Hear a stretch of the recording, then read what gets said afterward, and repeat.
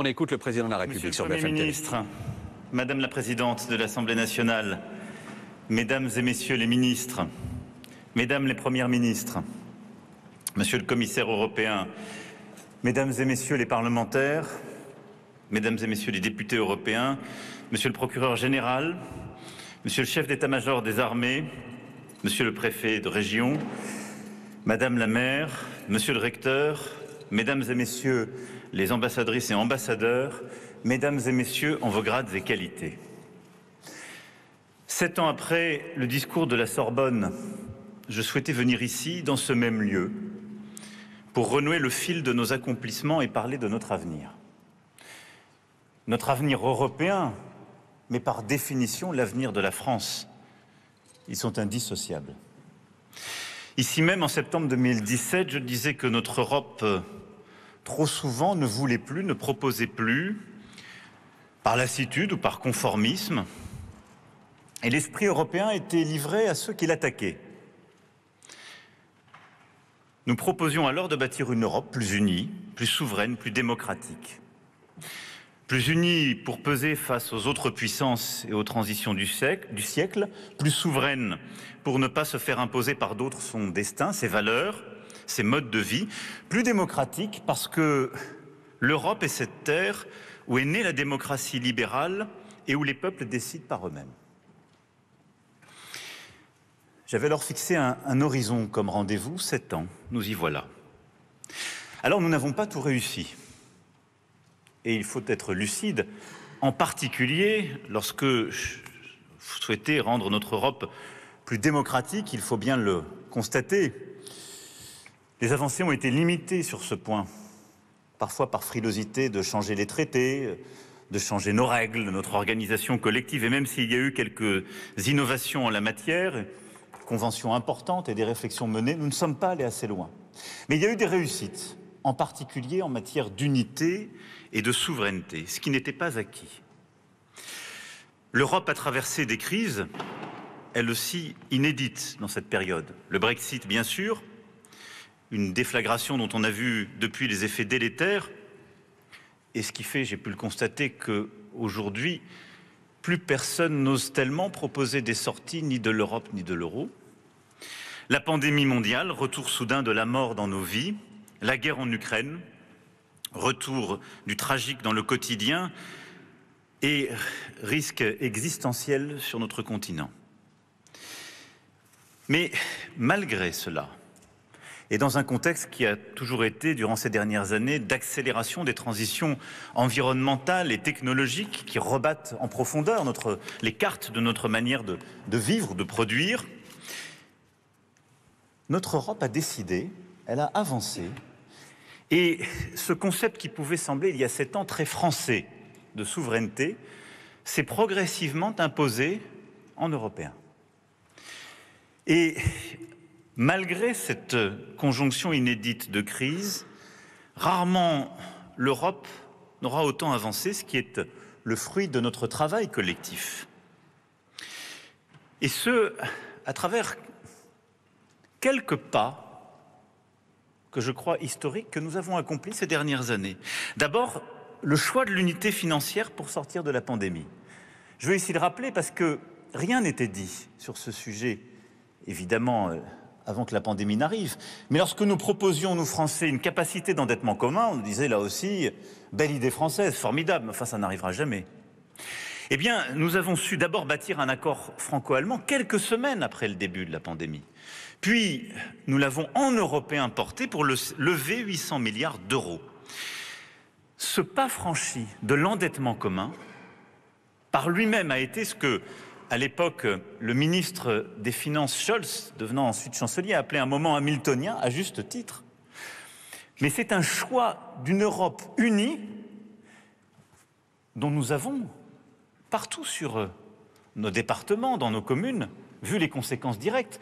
Grâce à ce que nous avons fait en européen, nous avons pu porter des projets de relance, des soutiens à nos entreprises, et les PME partout dans notre pays ont pu en avoir les fruits. Second choix décisif, ça a été le choix de l'unité stratégique sur des sujets qui jusque-là étaient restés du seul ressort des nations. la santé. Le commissaire Breton est là, qui s'en souvient, lui qui a piloté avec la présidente de la Commission et sa collègue en charge de la santé, une politique qui n'existait pas, qui n'était pas prévue dans les textes. Produire des vaccins en européen, sécuriser les approvisionnements et les distribuer partout en Europe. Nous l'avons fait. Et si la France a pu vacciner dès le début de l'année 2021, c'est parce qu'il y a eu ce réflexe européen et cette capacité à bâtir cette politique qui pourtant n'existait pas dans nos textes. Nous ne produisions pas le dit vaccin sur notre sol, nous Français. Ayons l'humilité de le reconnaître. C'est par l'Europe et ce sursaut que nous avons su avancer. De la même manière, sur l'énergie, qui aurait cru que nous pourrions nous défaire de notre dépendance aux hydrocarbures russes, acheter en commun et réformer si vite notre marché de l'électricité? Et la défense? Qui aurait parié sur l'unité européenne dès le premier jour de l'agression russe en Ukraine et sur un soutien militaire massif de l'Union européenne? Et nous l'avons fait. Le troisième pas décisif de ces dernières années, c'est que nous avons commencé à jeter les bases d'une plus grande souveraineté technologique et industrielle. Aucune zone du monde que l'Europe n'aurait accepté autant que nous de dépendre des autres sur des produits vitaux, des composants essentiels. Dès 2018, nous avons lancé une initiative avec l'Allemagne pour soutenir notre filière de batteries, étendue ensuite à l'hydrogène, à l'électronique ou encore la santé.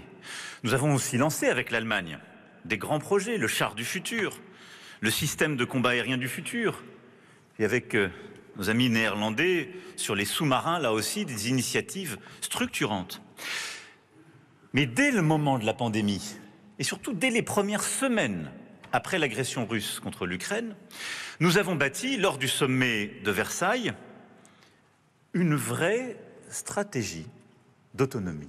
Oui, cette autonomie stratégique dont on a à ce moment-là parlé, assumant ce concept en européen, c'est ce choix de mettre fin à nos dépendances stratégiques dans des secteurs clés, des semi-conducteurs aux matières premières critiques. Des textes européens ont été pris, une politique a été assumée d'investissement, de sécurisation, de relocalisation, ce qui était inédit dans notre histoire contemporaine. Et depuis 7 ans, l'Europe a commencé à sortir de cette naïveté, si je puis dire, technologique et industrielle, comme elle a commencé aussi à corriger sa politique commerciale, même si sur ce sujet, j'y reviendrai, nous ne sommes à mes yeux qu'à mi-chemin. Le quatrième pas décisif des dernières années, c'est que nous avons fait le choix fondamental, et je crois unique, de penser, préparer et planifier les grands défis de l'Europe. On a beaucoup entendu critiquer, en particulier le Green Deal qui a été pris. Pardon de cet anglicisme dans ce lieu. Mais l'Europe est le seul espace politique au monde qui a planifié ces transitions. Et en prenant des directives sur le numérique qui permettent de réguler à la fois le contenu et le marché, et en prenant un texte qui permet de poser les jalons de notre transition énergétique et en quelque sorte de construire la cohérence de notre politique en européen par rapport à nos engagements internationaux, nous avons construit un choix en transparence. Simplement, maintenant, il nous faut prévoir les flexibilités d'application dans chaque pays et surtout la politique d'investissement qui va avec. Mais nous avons posé une planification européenne de ces transitions. Là où partout dans le reste du monde, des grandes puissances ont pris des engagements, mais n'ont pas commencé à expliquer comment elles allaient les respecter. Et donc, ce sont là des socles qu'il faut voir comme des jalons maintenant stables, et je reviendrai tout à l'heure sur la manière de les articuler pour qu'ils puissent être compatibles avec une politique de croissance, de plein emploi et de développement industriel. Le cinquième pas décisif de ces dernières années, c'est que l'Europe a commencé à réaffirmer clairement l'existence de ses frontières. L'Europe est une idée généreuse, fondée sur la libre circulation des personnes et des biens. Parfois, elle avait oublié d'assumer et de protéger ses frontières extérieures. Non les frontières comme forteresses étanches, mais comme limite entre un dedans et un dehors. Et il n'y a pas de souveraineté s'il n'y a pas de frontières.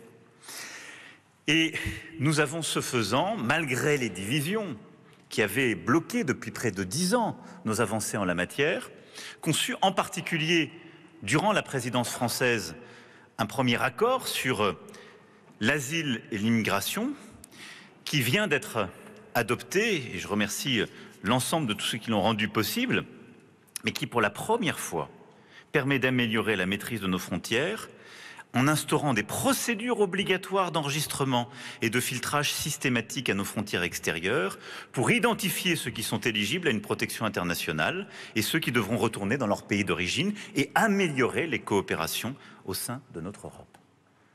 C'est un acquis essentiel des dernières années. Et puis, la sixième avancée, c'est que nous avons commencé à repenser notre géographie dans les limites de notre voisinage. L'Europe se pense désormais comme un ensemble cohérent après l'agression russe, en affirmant que l'Ukraine et la Moldavie font partie de notre famille européenne et ont vocation à rejoindre l'Union le moment venu, comme les Balkans occidentaux. Je l'ai dit l'an dernier à Bratislava, il nous revient d'assurer leur ancrage européen, de soutenir dès maintenant les réformes nécessaires pour préparer ce chemin, qui n'existe que s'ils intègrent l'acquis communautaire, et de réformer en parallèle notre Union, qui ne peut s'élargir que si elle se réforme en profondeur et se simplifie. Nous avons aussi pensé pour la première fois nos liens avec tous à l'échelle du continent, avec la communauté politique européenne. Cette initiative que nous avons proposée en mai 2022 permet précisément d'aller au-delà du cadre à 27 et de penser notre Europe, de nos amis britanniques à la Norvège, en passant jusqu'aux Balkans occidentaux, et à l'échelle du continent, sur une maille qui est signifiante géographiquement, de commencer à bâtir des coopérations concrètes. Depuis 2017, tout ça a été possible grâce à l'engagement et l'action de beaucoup qui sont aujourd'hui dans cette salle. Je veux saluer le travail des ministres successifs, des administrations, de l'ensemble des équipes qui ont en particulier permis le succès de cette présidence française du premier semestre 2022, mais remercier aussi l'ensemble des collègues européens qui ont porté cette ambition, nos parlementaires européens qui l'ont voté, et le travail ardent de la Commission durant ces dernières années.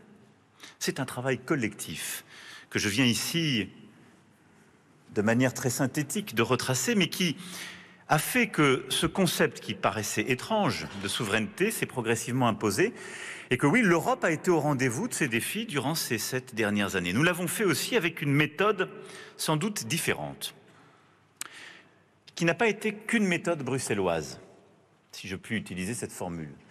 J'ai souhaité me rendre dans toutes les capitales européennes durant mon premier mandat, toutes, sans exception. Et nous avons aussi bâti des liens particuliers, resserré nos liens avec l'Allemagne par le traité d'Aix-la-Chapelle, avec l'Italie par le traité du Quirinal, avec l'Espagne par le traité de Barcelone, et demain avec la Pologne, là aussi par un nouveau traité. Déployer une politique entre égaux, réengager avec nos partenaires d'Europe centrale et orientale, permettre aussi d'engager un dialogue nouveau et des formats dits Weimar à celui du MED9, essayer d'avoir cette géographie, si je puis dire, multiple, qui crée des sympathies, des affinités particulières au sein de cette Europe, mais de proche en proche lui permet d'avancer. Et donc, oui, nous avons, ces dernières années, beaucoup fait. Alors sans cette action, sans ces progrès de la souveraineté et de l'unité européenne, sans doute aurions-nous été dépassés par l'histoire. Et d'ailleurs, si nous avions réagi comme nous l'avions fait au moment de la crise financière, la situation serait dramatique. La crise financière, nous l'avions abordée divisée et en étant peu souverains. Et c'est pour ça que nous avons mis, oserais-je dire, 4 à 5 ans à la régler, quand elle l'a été en moins d'1 an aux États-Unis d'Amérique, d'où elle venait. Les crises que nous avons vécues, nous y avons réagi vite, de manière unie, ce qui nous permet aujourd'hui de nous tenir ensemble et d'être là. Pour autant, est-ce suffisant? Est-ce que je peux me présenter devant vous avec un discours de satisfait quitte, disant, voilà, nous avons tout bien fait, formidable, l'Europe est forte, allons-y, on continue. La lucidité et l'honnêteté commandent de reconnaître que la bataille n'est pas encore gagnée. Loin de là. Et qu'à l'horizon de la prochaine décennie, parce que c'est cet horizon-là qu'il nous faut saisir, le risque est immense d'être fragilisé voire relégués. Parce que nous sommes dans un moment inédit de bouleversement du monde, d'accélération de grandes transformations. Et mon message d'aujourd'hui est simple. Paul Valéry disait au sortir de la Première Guerre mondiale que nous savions désormais que nos civilisations étaient mortelles.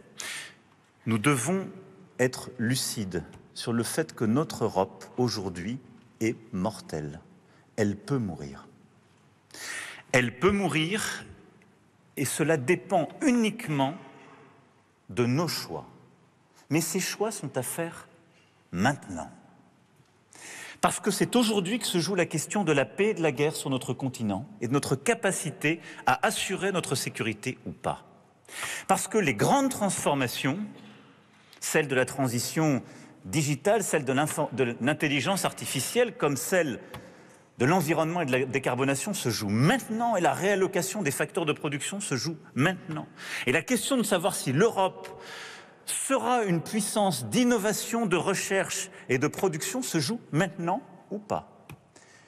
Et parce que l'attaque contre les démocraties libérales, contre nos valeurs, contre, je le dis dans ce lieu de savoir, ce qui est le substrat même de la civilisation européenne, une certaine relation avec la liberté, la justice, le savoir, se joue maintenant ou pas. Oui, nous sommes au moment de bascule et notre Europe est mortelle, simplement cela dépend de nous. Et ceci se fait sur des constats très simples pour documenter la gravité de mon propos. D'abord, nous ne sommes pas armés face au risque qui est le nôtre. Malgré tout ce que nous avons fait, que je viens de citer. Nous avons devant nous un enjeu crucial de rythme et de modèle. Nous avons engagé un réveil. La France elle-même a doublé son budget de défense. Nous sommes en train de le faire avec cette deuxième loi de programmation militaire. Mais à l'échelle du continent, ce réveil est encore trop lent, trop faible face au réarmement généralisé du monde et à son accélération. La tension sino-américaine a conduit à une montée des dépenses d'armement, de l'innovation technologique, de l'accroissement des capacités militaires. Nous avons maintenant des puissances désinhibées régionales qui sont en train de monter aussi leurs capacités, la Russie et l'Iran pour n'en citer que deux. Et l'Europe est dans une situation d'encerclement, poussée par nombre de ces puissances à ses frontières et parfois en son sein.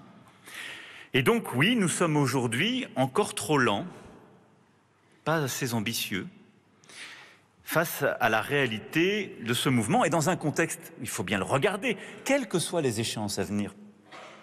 Les États-Unis d'Amérique ont deux priorités, les États-Unis d'Amérique d'abord, et c'est légitime, et la question chinoise ensuite. Et la question européenne n'est pas une priorité géopolitique pour les années et les décennies qui viennent, quelle que soit la force de notre alliance et la chance d'avoir aujourd'hui une administration très engagée sur le conflit ukrainien. Et donc oui, cette ère où l'Europe achetait son énergie et ses engrais à la Russie, faisait produire en Chine, déléguer sa sécurité aux États-Unis d'Amérique est révolue. Et donc nous avons commencé des changements profonds, mais nous ne sommes pas à l'échelle. Parce que les règles du jeu ont changé. Et parce que le fait même que la guerre soit revenue sur le sol européen, mais qu'elle soit menée par une puissance dotée de l'arme nucléaire, change tout. Parce que le fait même que l'Iran soit au seuil de se doter de l'arme nucléaire, change tout.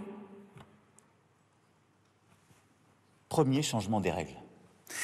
Le deuxième, c'est que sur le plan économique, notre modèle tel qu'il est conçu aujourd'hui n'est plus soutenable. Parce que nous voulons légitimement tout avoir, mais ça ne tient plus ensemble. Nous voulons évidemment le social, et nous avons le modèle social et de solidarité le plus généreux du monde. C'est une force. Nous voulons le climat avec l'énergie décarbonée, je le disais, mais nous sommes le seul espace géographique qui a pris les règles pour y arriver. Les autres ne vont pas au même rythme. Et nous voulons un commerce qui nous profite, mais avec plusieurs autres qui commencent à changer les règles du jeu, qui sursubventionnent, de la Chine aux États-Unis d'Amérique. On ne peut pas durablement avoir les normes environnementales et sociales les plus exigeantes, moins investir que nos compétiteurs, avoir une politique commerciale plus naïve qu'eux et penser qu'on continuera à créer des emplois. Ça ne tient plus. Et donc, le risque, c'est que l'Europe connaisse le décrochage. Et cela, nous commençons déjà à le voir. Malgré tous nos efforts, le produit intérieur brut par habitant a augmenté aux États-Unis de près de 60% entre 1993 et 2022. Celui de l'Europe a progressé de moins de 30%. Et ceci, avant même que les États-Unis d'Amérique ne décident de l'Inflation Reduction Act et donc d'une politique massive d'attraction de nos industries et de subvention de toutes les industries et de technologies vertes. Donc nous avons aujourd'hui un défi, c'est d'aller beaucoup plus vite et de revoir notre modèle de croissance. Parce que là aussi, les règles du jeu ont changé. Et elles ont changé de manière simple. Les deux premières puissances internationales ont décidé de ne plus respecter les règles du commerce. Je le dis dans des termes très simples. Mais c'est ça la réalité depuis l'Inflation Reduction Act. Là où depuis 20 ans, tous collectivement, on disait on intègre la Chine dans l'OMC. Et puis notre objectif, c'est qu'au fond, la deuxième puissance commerciale et économique suive nos règles. C'est comme si la première économie du monde avait soudain décidé qu'elle allait faire comme elle. C'est ce qui s'est passé. Et donc, nous ne pouvons plus tenir nos objectifs. Le risque, c'est évidemment notre appauvrissement. Et l'appauvrissement est dramatique pour un continent comme le nôtre, qui en plus a le modèle social le plus exigeant et qui ponctionne le plus sur la richesse qu'il produit. Et puis le troisième constat, qui fonde l'importance du moment que nous vivons, c'est la bataille culturelle, celle des imaginaires, des récits, des valeurs, qui est de plus en plus délicate. Nous avons longtemps pensé notre modèle irrésistible. La démocratie qui se diffuse, les droits de l'homme qui progressent, le soft power européen qui triomphe. Alors, la démocratie continue d'être attractive pour beaucoup dans le monde. Mais regardons les choses lucidement. Notre démocratie libérale est de plus en plus critiquée, avec des faux arguments, avec une forme d'inversion des valeurs, parce qu'on laisse faire, parce que nous sommes vulnérables. Mais partout sur notre Europe, dans notre Europe, nos valeurs, notre culture sont menacées. Menacées parce qu'on vient en contester les fondamentaux, en pensant qu'en quelque sorte, des approches autoritaires seraient plus efficaces ou attractives. Menacées aussi parce que nos rêves, nos récits sont de moins en moins européens. Et que partout, les contenus auxquels sont exposés nos enfants, nos adolescents, sont de plus en plus américains ou asiatiques, appartenant au surgissement numérique qui occupe nos vies et sur lesquels je reviendrai tout à l'heure. Et donc oui, notre Europe est en train d'être de plus en plus contestée dans sa capacité à être attractive sur son modèle politique, avec, à mes yeux, beaucoup de mauvaises raisons et de faux arguments. Et elle est surtout beaucoup moins puissante dans sa capacité à produire des grands récits, et des grands récits qui font rêver la planète. Et elle consomme de plus en plus des récits produits ailleurs, ce qui ne nous permet pas de construire l'avenir.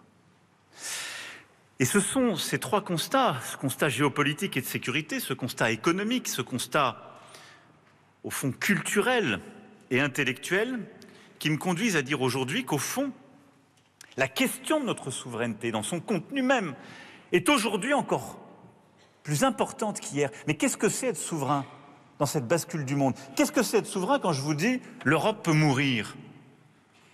C'est que nous devons répondre à ces trois défis du temps, à cette accélération de l'histoire, à sa dramatisation. Et donc la solution est dans notre capacité, parce que les règles du jeu ont changé sur chacun de ces points, eh bien de prendre des décisions stratégiques massives, d'assumer des changements de paradigme, et au fond, d'y répondre par la puissance, par la prospérité et par l'humanisme. Et c'est sur ces trois points aujourd'hui que je voudrais revenir. Et je pense que c'est par la puissance, la prospérité et l'humanisme qu'on donne un contenu, en quelque sorte, à cette souveraineté européenne et qu'on permettra à l'Europe, oui, d'être un continent qui ne disparaît pas. Un projet politique qui se tient dans ce monde et à cette époque où il est menacé plus que jamais. La puissance d'abord. L'Europe puissance, c'est simple. C'est une Europe qui se fait respecter et qui assure sa sécurité. C'est une Europe qui assume d'avoir des frontières et qui les protège. C'est une Europe qui voit les risques auxquels elle est exposée et qui s'y prépare. Pour ça, il nous faut en quelque sorte sortir d'une forme d'état de minorité stratégique. Pourquoi ? Parce que implicitement, nous étions en quelque sorte conçus comme cela. Beaucoup de pays européens avaient accepté, dès la fin de la Deuxième Guerre mondiale, on l'avait souvent imposé, de déléguer leur sécurité à d'autres. Parce que nous ne voulions pas les voir se réarmer trop vite. Et comme je le disais tout à l'heure, tout ce qui est stratégique dans notre monde, nous l'avions un peu délégué. Notre énergie à la Russie, notre sécurité pour plusieurs de nos partenaires, pas la France, mais plusieurs aux États-Unis, et des perspectives aussi critiques à la Chine. Nous devons les reprendre. C'est ça l'autonomie stratégique. Et d'abord en changeant d'échelle sur la défense. Le principal danger pour la sécurité européenne est évidemment aujourd'hui la guerre en Ukraine. La condition sine qua non de notre sécurité, c'est que la Russie ne gagne pas la guerre d'agression qu'elle mène contre l'Ukraine.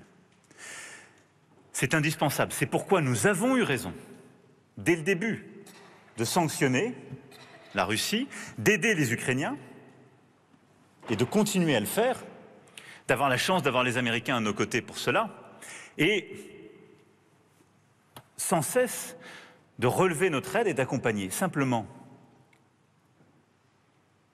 j'assume totalement le choix en la matière, le 26 février dernier à Paris, d'avoir réintroduit une ambiguïté stratégique. Pourquoi ?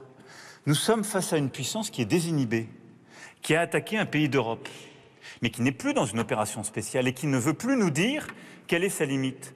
Pourquoi chaque matin devrions nous dire, nous, quelles sont toutes nos limites stratégiquement ? Si nous disons que l'Ukraine est la condition de notre sécurité, que se joue en Ukraine davantage que la souveraineté et l'intégrité territoriale de ce pays, déjà clé, mais la sécurité des Européens, avons-nous des limites ? Non. Et donc nous devons être crédibles, dissuader, être présents et continuer l'effort. Mais cette guerre engageant une puissance dotée de l'arme nucléaire et qui utilise celle-ci dans sa rhétorique n'est sans doute que le premier visage des tensions géopolitiques avec lesquelles l'Europe doit apprendre à vivre.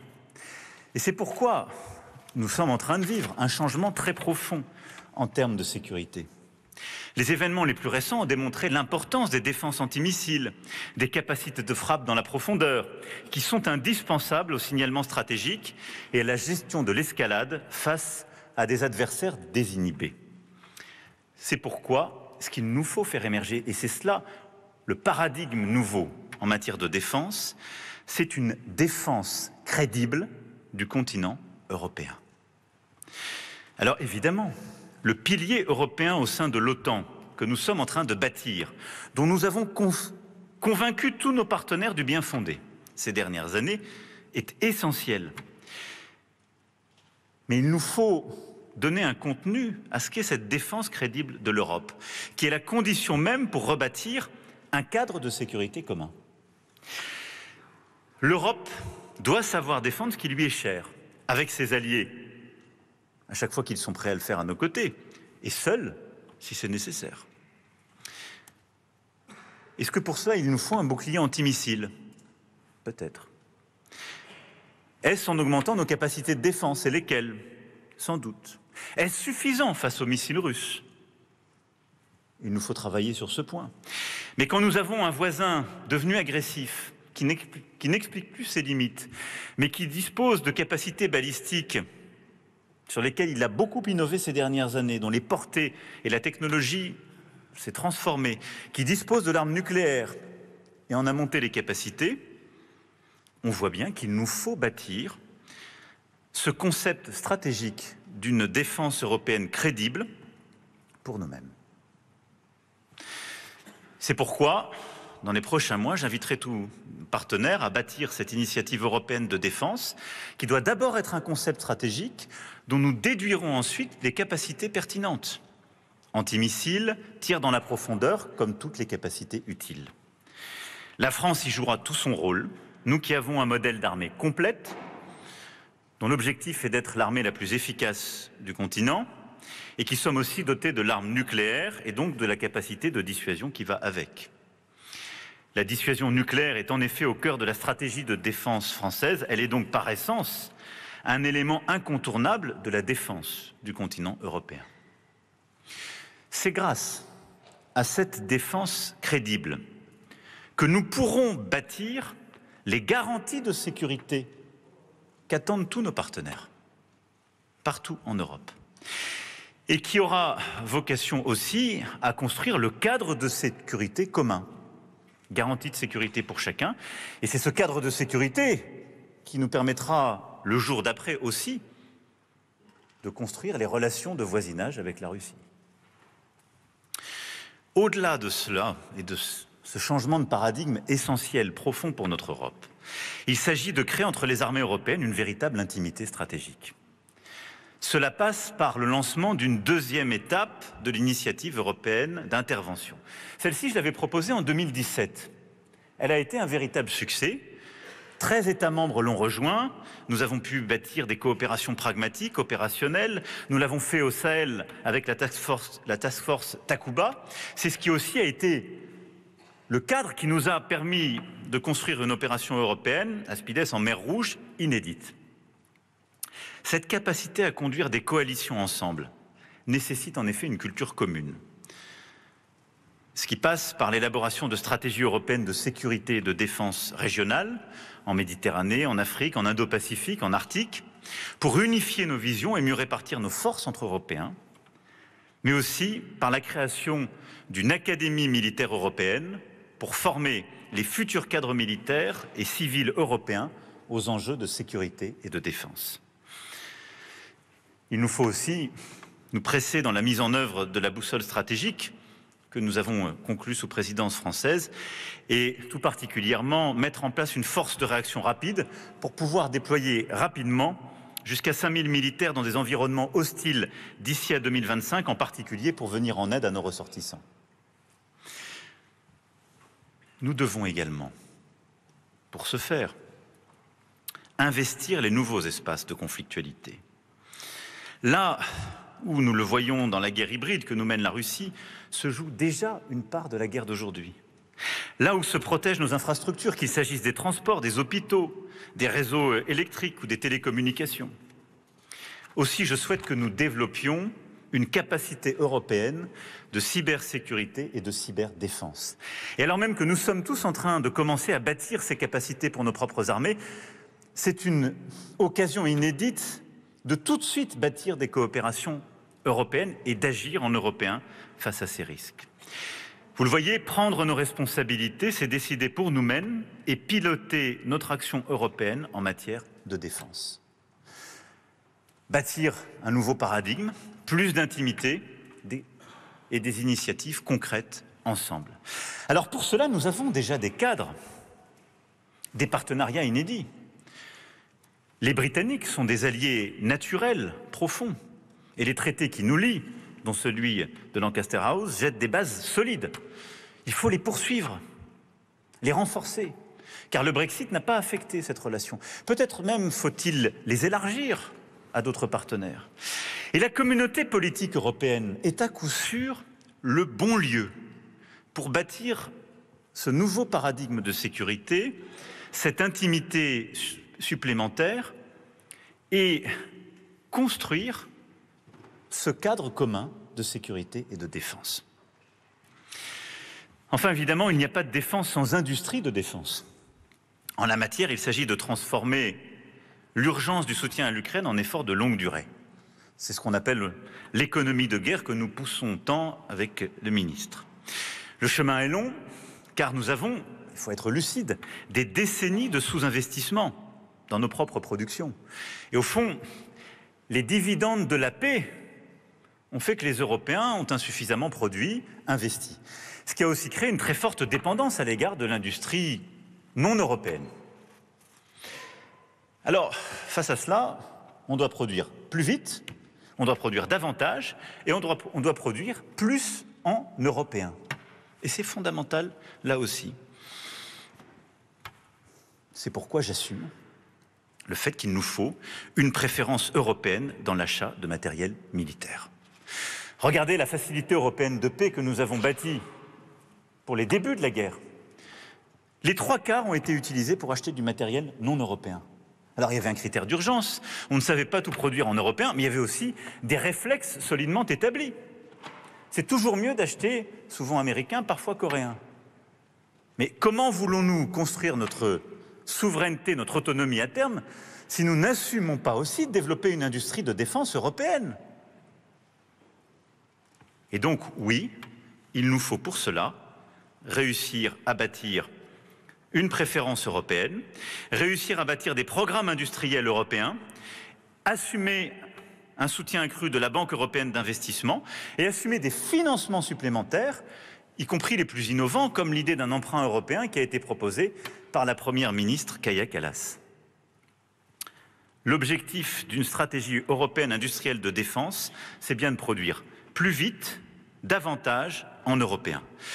Alors, pour nous qui avons une industrie de défense forte, c'est une occasion extraordinaire. Parce que nous pouvons aussi, si nous savons nous organiser, pousser nos standards. Ce que nous avons fait d'ailleurs ces dernières années avec le Rafale. Et de la Croatie à la Grèce, qui pensait il y a 7 ans que le Rafale deviendrait une des solutions de la défense aérienne européenne? C'est en train de le devenir. Mais c'est ce qui va aussi nous pousser à développer en européen des standards communs. Car l'un des problèmes que nous avons en européen, c'est que nous restons trop divisés en matière d'industrie de défense. Notre fragmentation est une faiblesse. Nous l'avons vécu de manière cruelle et concrète pendant cette guerre, où parfois nous découvrions nous-mêmes entre Européens que nos canons n'étaient pas du même calibre, que nos missiles ne correspondaient pas de l'un à l'autre et que ça réduisait de fait notre capacité à agir ensemble sur un même théâtre d'opération. Donc oui, cet effort va aussi passer par de la standardisation, le fait de construire des grands champions et donc de la consolidation européenne et l'organisation d'une vraie politique industrielle de défense. C'est une nécessité, il faut l'assumer. Vous l'avez compris, il nous faut passer, pas simplement une nouvelle étape, mais bâtir véritablement un nouveau paradigme en matière de défense, du concept stratégique à la plus grande intimité, au nouveau cadre commun, jusqu'aux capacités nouvelles. Mais cette Europe, puissance de défense, s'appuie évidemment sur une diplomatie qui va avec. La diplomatie, chaque État membre la porte, elle relève de nous. Mais nous pouvons la démultiplier et l'asseoir sur une plus grande cohérence européenne. C'est pourquoi je crois qu'il nous faut poursuivre dans les années qui viennent, en complément de cette approche et de ce réveil de sécurité et de défense. Il nous faut continuer d'avoir des partenariats avec les pays tiers. Oui, c'est-à-dire bâtir une Europe en capacité de montrer qu'elle n'est jamais le vassal des États-Unis d'Amérique et qu'elle sait aussi parler à toutes les régions du monde, aux émergents, à l'Afrique, à l'Amérique latine. Et pas simplement par des accords commerciaux, mais avec des vraies stratégies de partenariat équilibrées et réciproques. C'est ce que nous avons voulu bâtir du sommet Union européenne-Afrique du premier semestre 2022 jusqu'à la stratégie Indo-Pacifique européenne. Montrer que nous sommes une puissance d'équilibre qui parle au reste du monde et qui refuse en quelque sorte la confrontation bipolaire dans laquelle trop de continents sont en train de s'installer. Avoir une stratégie arctique, avoir une stratégie indo-pacifique, avoir une stratégie latino-américaine et avec le continent africain, c'est montrer que l'Europe n'est pas simplement un bout d'Occident, mais bien un continent-monde qui pense son universalité et les grands équilibres de la planète, qui refuse la confrontation entre plaques et veut bâtir ces partenariats équilibrés. C'est absolument essentiel et il nous faut poursuivre ce chemin qui nous permet, sur les sujets d'éducation, de santé, de climat, de lutte contre la pauvreté, d'avoir une voix singulière, comme nous l'avons fait avec le Pacte pour les peuples et la planète, et de montrer qu'il n'y a jamais chez nous de double standard et que nous avons bien, là aussi, notre autonomie. Et l'Europe puissance, c'est aussi une Europe qui maîtrise ses frontières. Je le disais en parlant de l'adoption du pacte asile et migration, qui a été une avancée majeure. Mais je le redis, dans un moment où nous le savons tous, cette question des frontières, de l'immigration, bouscule toutes nos sociétés, notre pays, de manière légitime. C'est encore plus important pour la France, parce que la France est un pays, pardon d'utiliser ce terme qui peut paraître technique, mais de mouvements secondaires, comme on dit. C'est-à-dire que l'immigration n'arrive pas en France directement. Elle rentre sur le continent européen, et en particulier dans l'espace Schengen, par d'autres frontières. Et donc la France, parfois plus que d'autres, a besoin d'une politique européenne efficace et d'une bonne coopération. Parce que l'immigration commence aux frontières européennes et pas simplement aux frontières françaises. Nous sommes un pays où arrivent des femmes et des hommes qui fuient la misère, qui parfois sont aussi les victimes de réseaux de trafiquants, qui parfois recherchent l'asile légitime quand ils sont des combattants de la liberté, mais qui arrivent toujours, qui par l'Espagne, qui par l'Italie, qui par les Balkans, la Grèce, sur le sol européen, puis cheminent jusqu'à notre pays. Et donc oui, chez nous, plus qu'ailleurs sans doute, il nous faut une coopération européenne plus forte. C'est pourquoi, après ce pacte asile-immigration, maintenant il va falloir le mettre en œuvre, parce qu'il nous offre des instruments inédits que nous n'avions pas. L'enregistrement, le suivi et des conditions de retour vers le pays de première entrée plus efficaces. C'est déjà une avancée inédite. Mais nous devons agir avec plus de fermeté en matière de retour et de réadmission pour toutes les femmes et les hommes qui arrivent sur notre sol et qui n'ont pas vocation à rester et qui ne sont pas éligibles à l'asile. Ceci impose une vraie politique européenne et une vraie coordination. Ça passera par davantage de coopération avec les pays d'origine et de transit, des conditionnalités plus franches et une lutte sans relâche contre le modèle économique des passeurs et des trafiquants d'êtres humains. C'est à 27, et en particulier au sein de Schengen, que nous devons mener ces coopérations et bâtir ces politiques. Je ne veux pas d'une politique de naïveté. Et nous ne pouvons pas nous contenter de regarder l'inefficacité aujourd'hui de nos politiques de retour parce qu'elles sont trop divisées. Mais je ne crois pas non plus au modèle qu'on nous propose aujourd'hui, qui consisterait à trouver des pays tiers sur le continent africain ou ailleurs, où il s'agirait d'aller raccompagner des gens venus illégalement sur notre sol qui ne viennent pas de ces mêmes pays.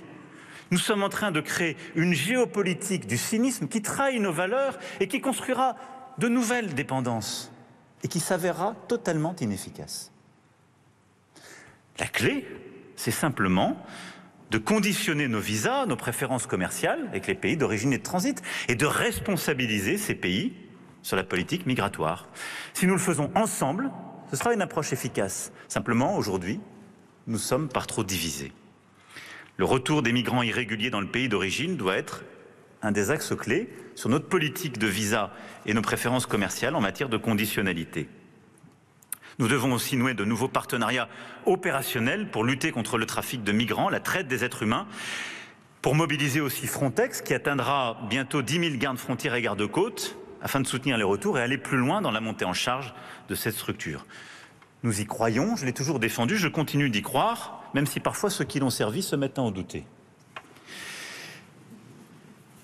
Pour protéger ses citoyens, vous le voyez bien, l'Europe doit aussi lutter contre les menaces et les réseaux qui ignorent les frontières et les États. Et c'est là aussi un sujet de cohérence européenne, au-delà de l'immigration. Le terrorisme, la criminalité organisée, le trafic de drogue, la haine et la criminalité en ligne sont des sujets sur lesquels nous devons renforcer l'action européenne. C'est pourquoi d'abord je veux que le Conseil Schengen devienne un véritable Conseil de sécurité intérieure de l'Union. Nos frontières sont un bien commun. Pour l'euro, bien commun que nous avons créé, nous avons su bâtir une forme politique qui s'est décidée de manière intergouvernementale crédible. Le Conseil ECOFIN.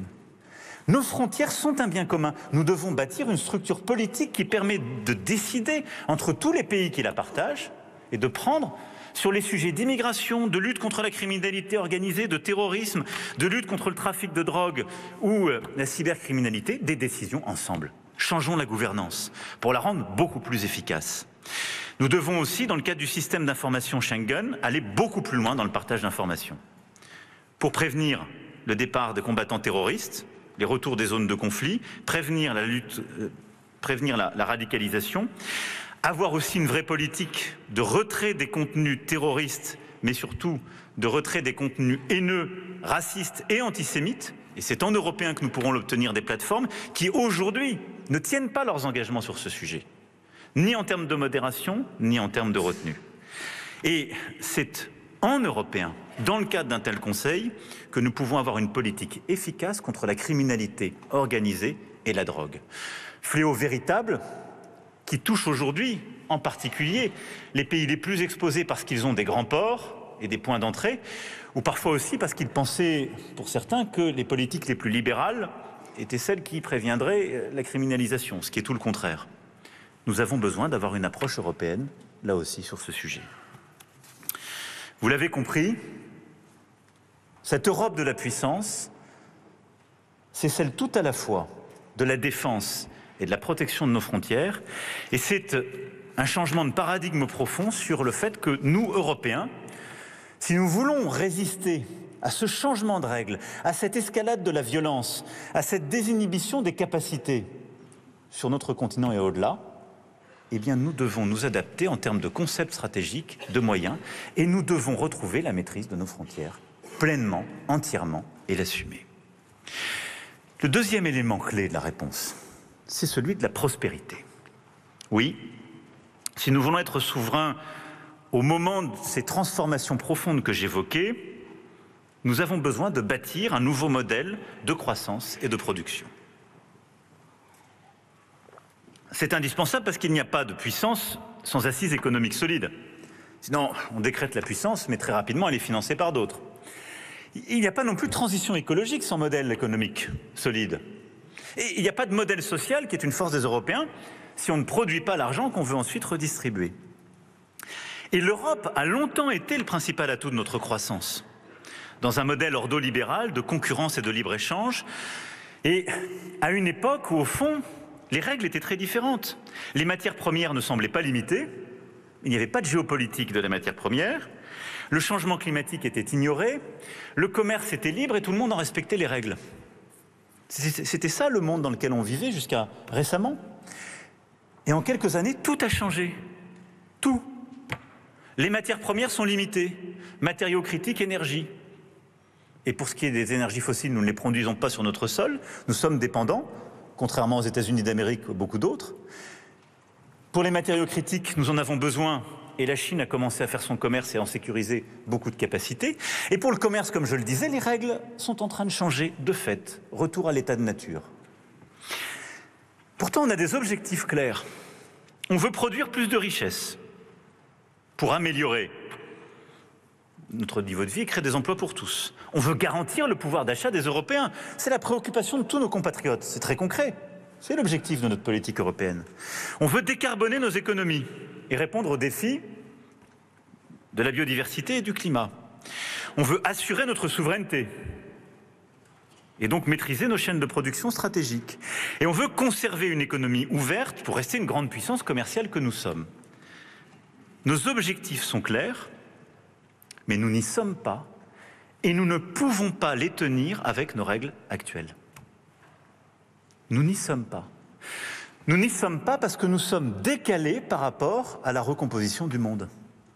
Nous n'y sommes pas parce que nous réglementons trop, nous investissons trop peu et nous sommes trop ouverts et ne défendons pas assez nos intérêts. C'est ça la réalité.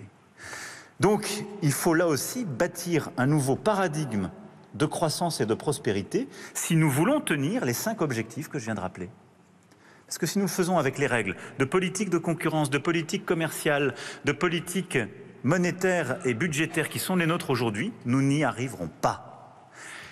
Et ça se fera avec un ajustement simple, c'est que nous perdrons la production. Et pourquoi, là aussi, j'ai le sentiment d'urgence? D'abord parce que je vois ce décalage des 30 dernières années entre l'Europe et les États-Unis.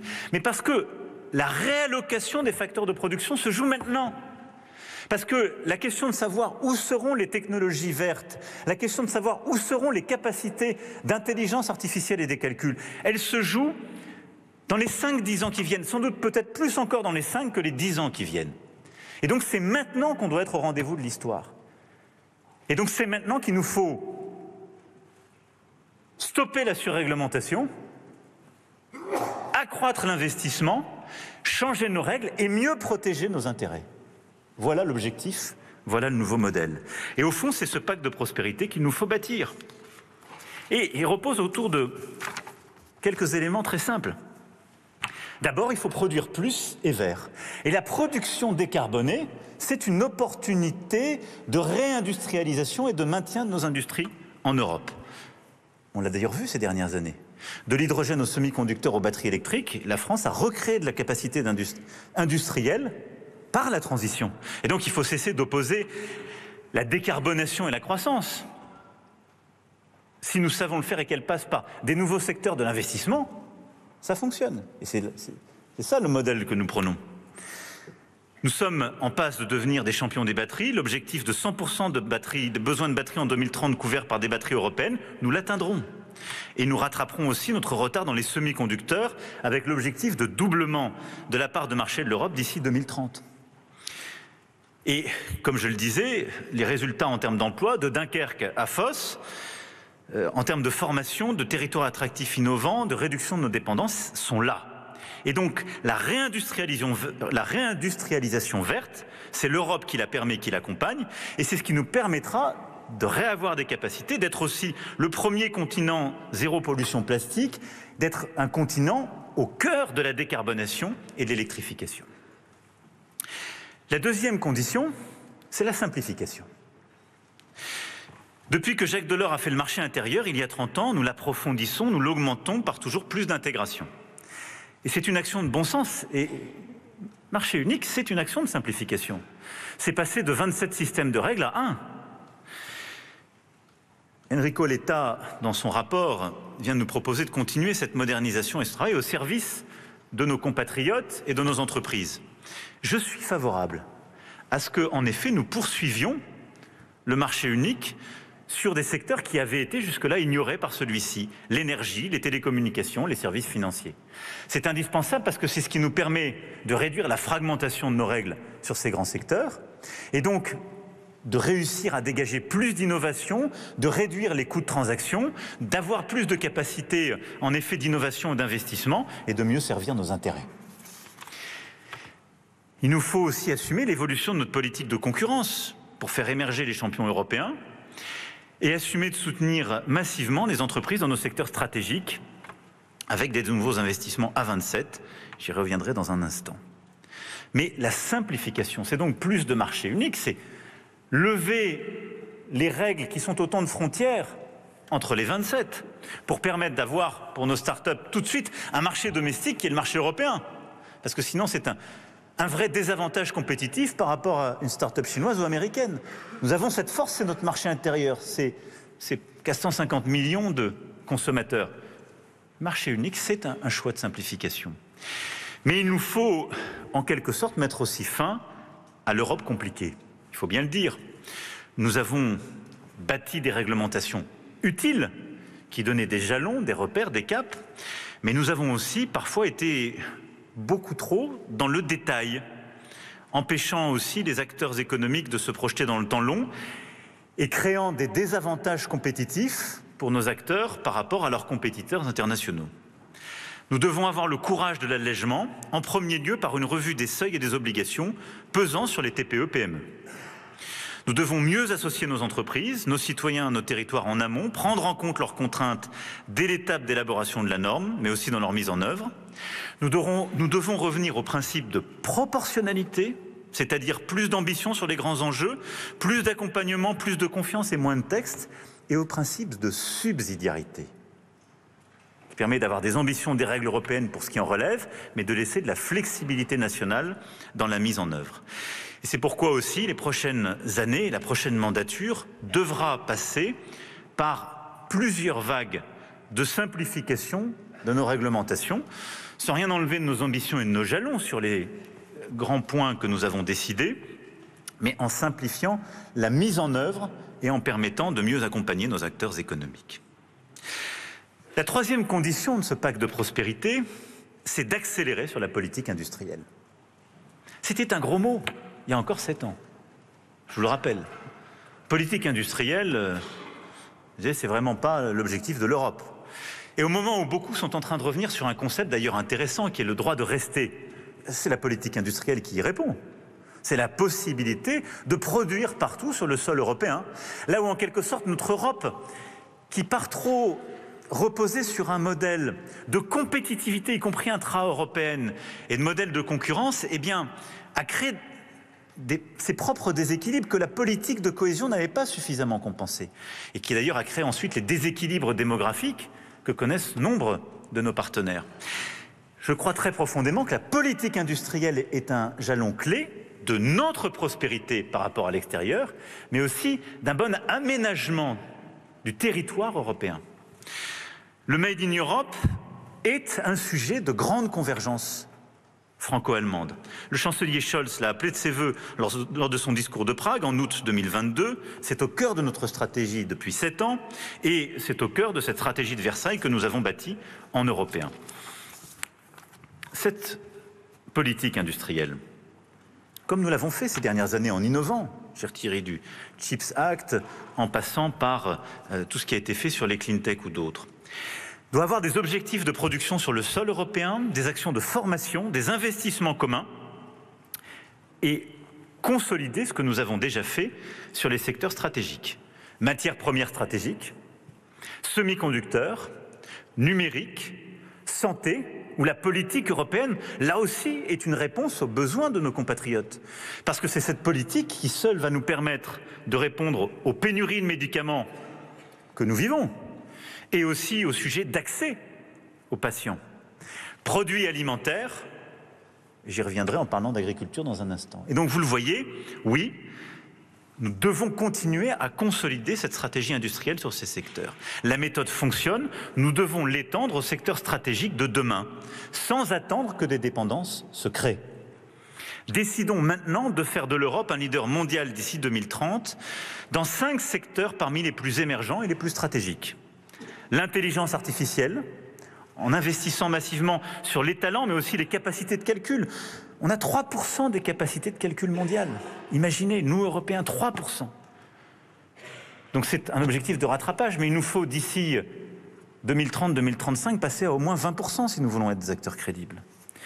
L'informatique quantique, l'espace, où il nous faut consolider Ariane 6. Et je le dis au moment où on entend tant et tant de choses. Ariane 6, c'est la condition d'un accès européen à l'espace.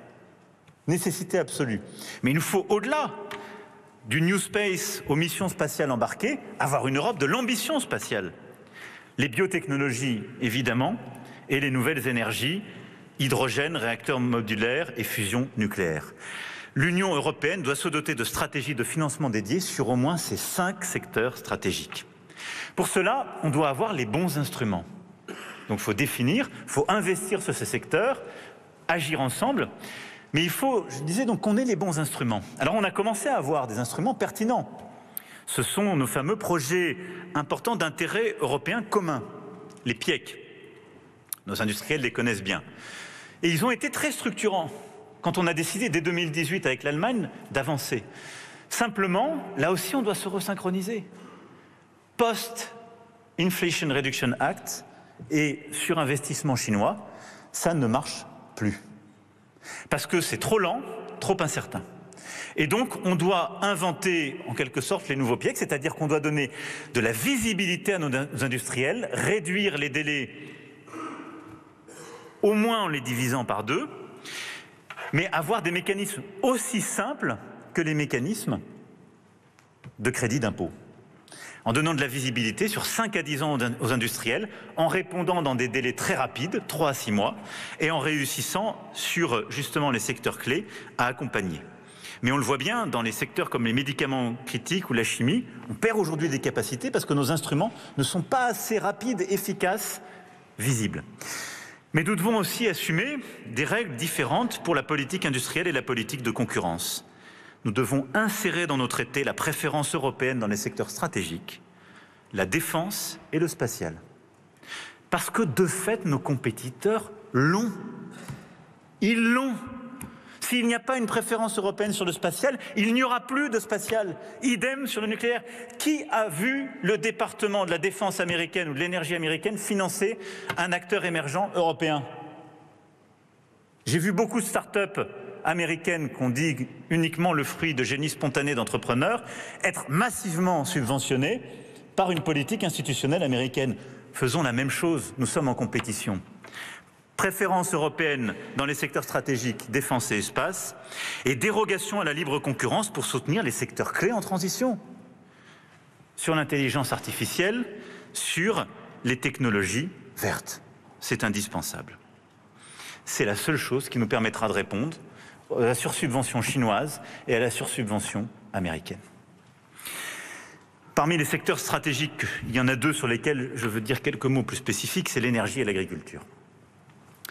L'énergie, parce que c'est sans doute celui sur lequel on a fait le plus de réformes, mais c'est là où on a besoin des transformations à venir les plus fondamentales. Nous devons assumer de construire l'Europe de l'atome. En assumant que le projet Euratom, par ailleurs, fait partie des ambitions fondatrices des traités de 1957.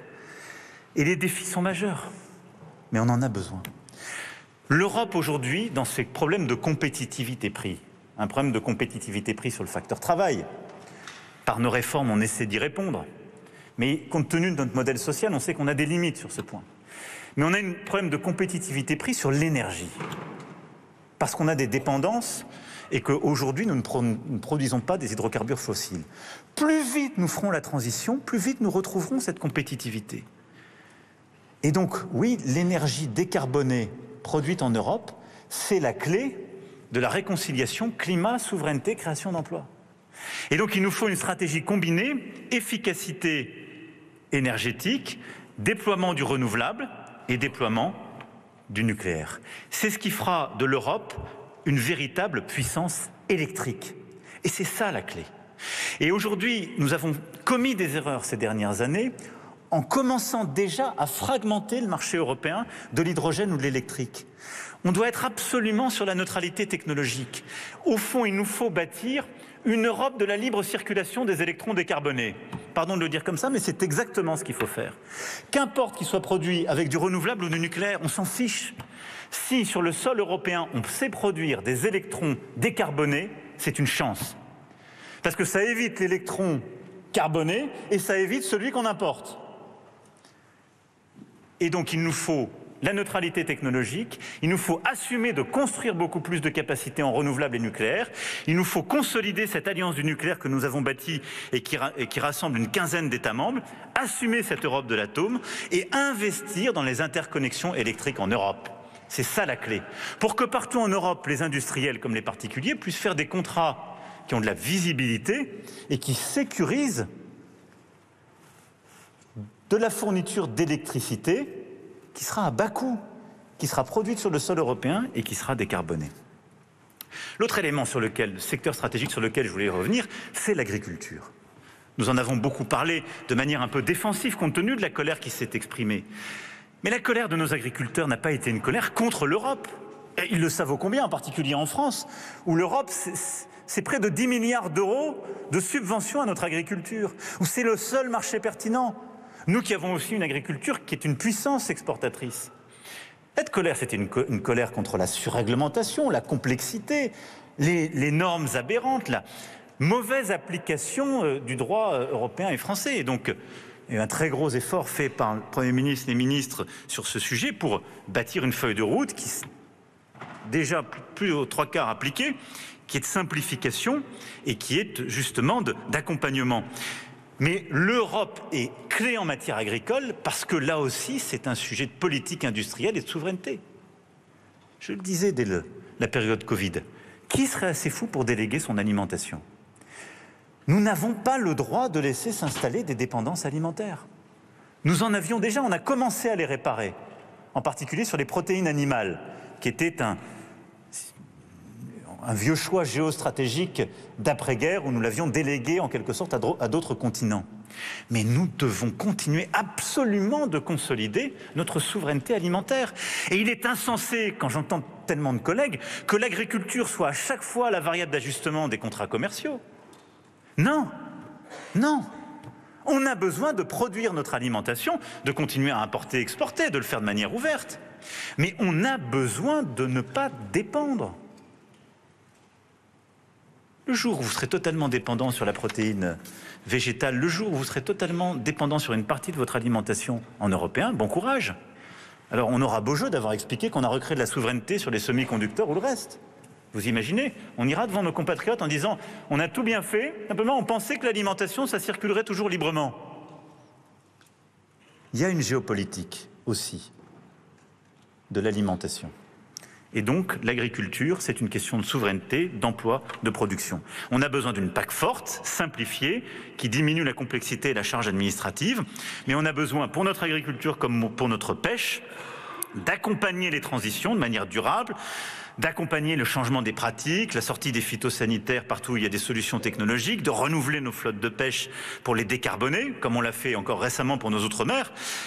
Mais on a très clairement besoin de défendre ce secteur et d'assumer une politique de meilleure information du consommateur, d'accompagnement pour gérer justement l'impact climatique et environnemental, mais aussi de protéger contre les pratiques déloyales nos producteurs. Et de les protéger avec une vraie mise en œuvre homogène au niveau européen, c'est ce que nous réclamons à travers des autorités sanitaires et de contrôle européennes qui évitent les pratiques déloyales entre Européens, et une vraie force douanière européenne qui fait que les produits qu'on importe et qui parfois sont juste réétiquetés dans un port pour ensuite revenir sur le marché européen, on s'assure qu'ils aient bien les mêmes règles de production que nous, lorsque c'est imposé. Ça, c'est la clé d'une politique industrielle ambitieuse. Ça me conduit au quatrième aspect de ce pacte de prospérité. C'est la révision de notre politique de commerce. Et c'est là où il y a sans doute un des changements de paradigme, à mes yeux, les plus fondamentaux. L'ouverture, oui, mais en défendant nos intérêts. Et je le disais, ça ne peut pas marcher si on est les seuls au monde à respecter les règles du commerce telles qu'elles avaient été écrites il y a 15 ans. Si les Chinois et les Américains ne les respectent plus, en sursubventionnant les secteurs critiques, on ne peut pas être les seuls à le faire. Ça ne va pas marcher. Et d'ailleurs, ça ne marche pas. Et nous sommes, à cet égard-là aussi, trop naïfs ou avec une culture trop faible. On a un vrai levier. Nous sommes un marché de 450 millions de consommateurs. C'est une force immense. Et donc, on doit bien protéger notre santé en appliquant strictement nos standards sanitaires. On doit protéger notre modèle social en impliquant, là aussi, nos standards sociaux. Et on doit protéger nos ambitions climatiques en défendant nos standards environnementaux. Sinon, nous allons inventer un continent qui surcontraint les producteurs sur son sol et, par sa politique commerciale, lève les contraintes sur les produits qu'il importe. C'est formidable, on va devenir un marché de consommateurs où il n'y aura plus de producteurs conformes à nos objectifs et qui sera, par les dépendances ainsi créées, obligé de consommer des produits qui ne respectent pas nos normes. C'est ça la réalité. Donc si on veut être cohérent avec nos ambitions, on a besoin de réajuster très profondément notre politique commerciale. On a commencé à le faire. Le CETA qu'on a conclu avec les Canadiens, par le travail qu'on a fait, par justement ce qu'on a ajusté, est un bon accord. Je le dis parce qu'il faut céder à aucune démagogie. Et je suis chagrin de ce que j'ai pu voir, y compris dans le débat français, ces dernières semaines. Il ne faut pas qu'on tombe vers le rejet de tout accord commercial, parce que là, bon courage. Bienvenue la démagogie. Tous ceux qui nous expliquent que le commerce est mauvais iront expliquer à tous nos agriculteurs qui sont gagnants avec le CETA face au Canada. Mais pourquoi on est gagnant sur le CETA? Parce que justement, on a mis des clauses miroirs. Parce que justement, c'est un accord commercial de nouvelle génération qui permet à nos producteurs de fromage, de lait, d'exporter vers le Canada. Mais qui, là où il y avait des normes différentes sur la viande, a évité l'importation justement de cette viande qui ne respectait pas les normes européennes. Mais nous ne sommes pas pour la fermeture. La fermeture, elle serait décroissante pour les industriels, les agriculteurs, les producteurs européens. On est pour la concurrence loyale et donc une politique commerciale revue comme on l'a fait là aussi avec la Nouvelle-Zélande. Les accords de commerce modernes et justes sont ceux où le respect de l'accord de Paris sur le climat est une clause essentielle, qui inclut des clauses fortes sur les conditions de production de certains biens sensibles, notamment agricoles, ce qui est toute la différence en particulier avec le projet d'accord Mercosur d'ancienne génération tel qu'il a été jusqu'ici négocié. Nous devons systématiser le recours à des instruments de concurrence loyale. Nous devons intégrer des clauses miroirs dans nos accords commerciaux. Nous devons lancer une grande stratégie de réciprocité pour imposer les mesures miroirs dans les nouvelles normes européennes et passer en revue les normes existantes. Nous devons, ce faisant aussi, afficher l'empreinte carbone des produits pour qu'elle soit connue des consommateurs qui réaliseront alors que le Made in Europe est presque toujours meilleur pour la planète.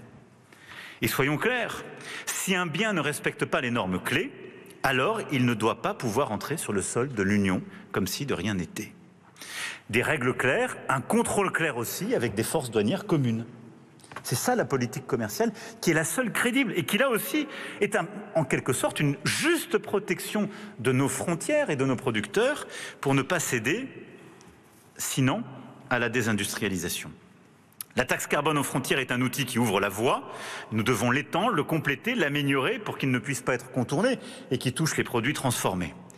Et il nous faut enfin renforcer nos instruments de sécurité économique. C'est ce que j'avais évoqué aux côtés du Premier ministre Rutte à La Haye, c'est-à-dire la sécurité de nos emplois, de nos entreprises, de notre création, mieux protéger notre propriété industrielle et intellectuelle, mieux filtrer les investissements extra-européens dans les secteurs sensibles, mieux nous protéger contre les attaques physiques, par exemple contre nos câbles sous-marins et télécommunications, ou aussi nos constellations européennes de satellites comme Galileo, Copernicus ou demain Iris. La sécurité économique est aussi au cœur de cette stratégie commerciale. Le cinquième pilier de cette prospérité commune, c'est la bataille pour l'innovation et la recherche. En effet, on doit avant tout avoir une obsession qui est celle de la productivité. Et pour ça, il faut être une grande puissance d'innovation, de recherche. Alors, nous sommes, pour beaucoup de nos pays, je parle dans ce lieu de savoir, d'ores et déjà une telle puissance. Mais il nous faut former encore plus de talents, il nous faut surtout les garder dans nos laboratoires, nos universités, nos grands centres et en attirer d'autres. Et il faut bien le voir, à cet égard, les risques existent. La concurrence américaine mais aussi asiatique est là. Pour cela, il nous faut réaffirmer l'objectif de 3% du PIB européen consacré à la recherche. Il est prioritaire. Nous avons réinvesti, nous Français, mais nous devons encore continuer l'effort sur le plan du financement public, mais surtout du financement privé, avec des recherches partenariales supplémentaires. Mais partout en Europe, on doit maintenant consolider et montrer que c'est un élément clé de ce pacte de prospérité. Le programme Horizon Europe, que nos chercheurs connaissent bien, doit être renforcé en se concentrant sur les programmes les plus efficaces, notamment le Conseil européen de la recherche. Changer de paradigme dans le domaine, c'est aussi oser à nouveau des prises de risques. Le Conseil européen de l'innovation a permis justement de franchir des nouveaux caps ces dernières années, mais on doit aller beaucoup plus loin sur les innovations de rupture. Et il nous faut assumer d'aller jusque cette DARPA européenne, dont nous ne sommes pas encore pleinement dotés, mais qui, avec les meilleures équipes scientifiques dans chaque discipline, en assumant des prises de risques et donc des pertes de capital quand les projets ne fonctionnent pas, parce que c'est la clé même des projets de recherche en rupture, eh bien d'assumer d'être un continent qui investit dans l'innovation de rupture et la recherche fondamentale la plus avancée. C'est par ces découvertes, en effet, que les ordinateurs quantiques, les matériaux de demain, les puces électroniques, les batteries basse consommation pourront repositionner l'Europe sur la carte géopolitique de la croissance. Et qu'il s'agisse de la sortie des produits phytosanitaires, qu'il s'agisse justement de répondre à cet objectif d'une santé et donc du lien environnement-santé humaine, qu'il s'agisse d'apporter une vraie réponse avec un plan européen de recherche et d'investissement pour les traitements contre les cancers, la maladie d'Alzheimer et les maladies neurodégénératives ou les maladies rares et orphelines. L'Europe est le bonne échelle sur ces grands sujets de recherche, de réinvestissement et de programmes communs. Il nous faut donc des objectifs clairs et ambitieux. Et la clé, c'est la formation et la capacité de garder et d'attirer nos talents. J'ai beaucoup parlé de ressources rares, de matériaux critiques, mais sans doute, demain encore plus qu'aujourd'hui, la ressource la plus rare est le capital humain, les talents. Et c'est pourquoi cette politique de formation, de recherche, d'enseignement supérieur est absolument déterminante pour notre Europe. Elle doit s'accompagner évidemment aussi d'une politique de déploiement et de développement de nos start-up, avec ce que nous avons commencé à lancer avec Scale Up Europe, du talent, du capital, pour justement être un continent d'innovation. Et la dernière condition de ce pacte de prospérité, c'est précisément la capacité à investir. Pardon de le dire comme ça, l'argent. Et oui, nous avons aujourd'hui en Europe des règles du jeu qui ne sont plus adaptées. Parce que si on prend la défense et la sécurité, l'intelligence artificielle, la décarbonation de nos économies et les clean tech, nous avons un mur d'investissement. Alors tous les chiffres ont été articulés selon les rapports. Enfin, je lis tous les rapports, je regarde ce que M. Letta, M. Draghi sont en train d'écrire, ce que la Commission a pu écrire. Il y a un consensus, tout le monde dit, c'est entre 650 et 1000 milliards par an de plus.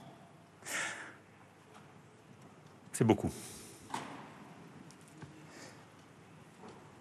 Et on ne peut pas différer cet investissement. Parce qu'on ne peut pas remettre à demain notre sécurité. Il ne faudra pas pleurer sur le lait répandu. On ne peut pas remettre à demain ces investissements parce que c'est maintenant qu'ils se font. Et que les décisions d'investissement se font là ou pas. Donc c'est maintenant, dans la décennie qu'il faut faire cet investissement massif. Et on est en retard par rapport aux États-Unis et à la Chine. Alors cet investissement massif, il doit en quelque sorte là aussi passer par un changement de paradigme de nos règles collectives. Il y a une première chose qui me semble caduque. On ne peut pas avoir une politique monétaire dont le seul objectif est un objectif d'inflation. Qui plus est dans un environnement économique où la décarbonation est un facteur d'augmentation des prix structurels. Nous devons lever le débat théorique et politique de savoir comment intégrer dans les objectifs de la Banque centrale européenne au moins un objectif de croissance, voire un objectif de décarbonation, en tout cas de climat, pour nos économies. C'est absolument indispensable. La deuxième chose, c'est qu'il nous faut évidemment accroître nos capacités d'investissement en commun. On a besoin, je le disais, d'investir plusieurs centaines de milliards d'euros par an en plus. Alors la réponse qu'on a eue en Européens ces dernières années, elle a été de donner des flexibilités nationales, les aides d'État. Et ce n'est pas une réponse durable parce qu'elle fragmente le marché unique. Elle est contradictoire avec ce que je vous disais tout à l'heure. Il nous faut de la capacité commune. Et donc il nous faut à nouveau un choc d'investissement commun. Un grand plan d'investissement collectif budgétaire, ce sont des subventions qu'il nous faut. Alors, je ne veux pas ici préempter les choses et je veux qu'elles soient concertées avec tous nos partenaires. Est-ce que c'est une capacité d'emprunt commun? Est-ce que c'est utiliser des mécanismes qui existent aujourd'hui, mécanismes européens de stabilité ou autres? Mais au fond, il nous faut réussir à doubler la capacité d'action financière de notre Europe. Au moins la doubler, en budgétaire. Et donc il nous faut ce choc d'investissement public pour investir de l'argent public sur ces secteurs. Ce qui supposera de rouvrir la question si délicate des ressources propres de l'Union. J'y suis favorable et je pense qu'on doit avoir des ressources propres supplémentaires sans jamais peser sur les citoyens européens. Taxe carbone aux frontières, recettes du système européen d'échange de quotas carbone, taxer les transactions financières comme le fait la France, imposer les bénéfices des multinationales là où ils sont réellement réalisés et utiliser les ressources issues d'ETIAS, la taxe payée par les ressortissants extracommunautaires lorsqu'ils entrent sur le sol de l'Union. Il y a des tas de ressources propres qui ne touchent pas les ressortissants européens qui sont à utiliser pour ce budget. Et puis, au-delà de la politique monétaire, au-delà de notre politique budgétaire commune, qui doit être beaucoup plus ambitieuse et forte, par ce plan de 1000 milliards supplémentaires, il nous faut davantage mobiliser l'investissement privé et nos capacités de financement privé. Chaque année, notre Europe, elle a deux défauts principalement. Je dirais même trois. Le premier, c'est qu'elle fait beaucoup d'épargne. Nous accumulons de l'épargne. Nous sommes un continent très riche. On a des acteurs très compétitifs. Mais parce que notre système de marché des capitaux n'est pas intégré, cette épargne ne va pas dans les bons secteurs et les bons endroits. Premier défaut. Deuxième défaut, on ne va pas assez sur le risque. Parce que nous avons une économie qui est très intermédiaire, 75% passent par les banques et les assurances, et on leur a mis des règles qui ne leur permettent pas d'aller sur les fonds propres et le risque. Troisième défaut, chaque année, notre épargne, à hauteur d'environ 300 milliards d'euros par an, va financer les Américains.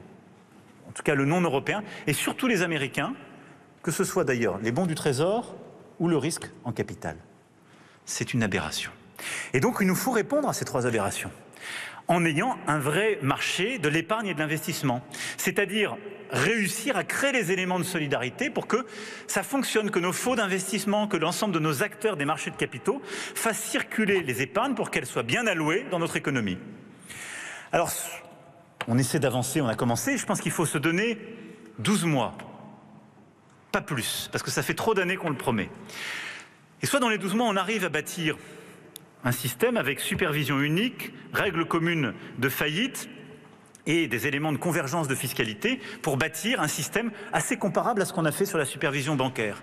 Soit, comme certains le proposent, il faut peut-être concevoir un système comme on l'a fait sur la concurrence, qui permet d'avoir des systèmes d'évocation plus souples, mais qui permet d'avoir de l'union et de créer en tout cas de la circulation. Je ne veux pas préempter la solution technique, mais on a besoin de créer cette union, indispensable pour pouvoir faire circuler le capital.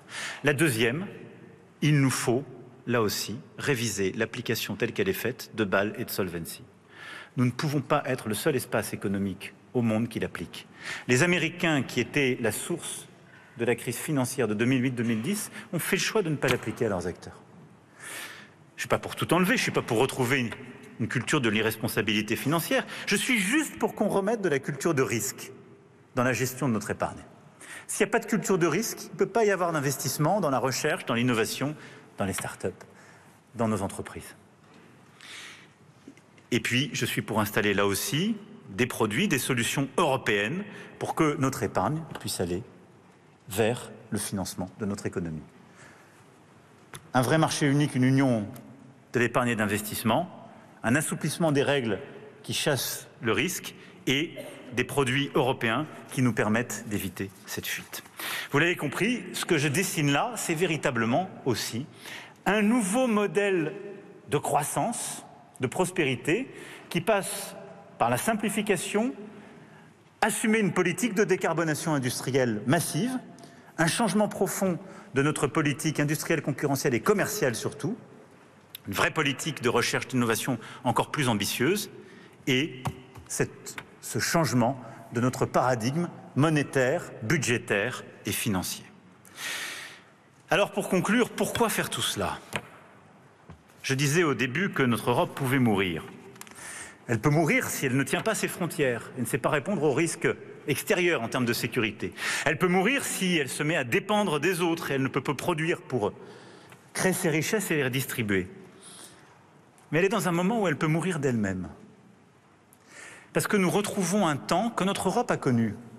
Peter Sloterdijk le décrit très bien dans les conférences qu'il est en train de faire au Collège de France, avec ce pessimisme un peu ironique qu'on lui connaît, en disant que nous retrouvons ces moments où l'Europe pense son déclin, doute d'elle-même.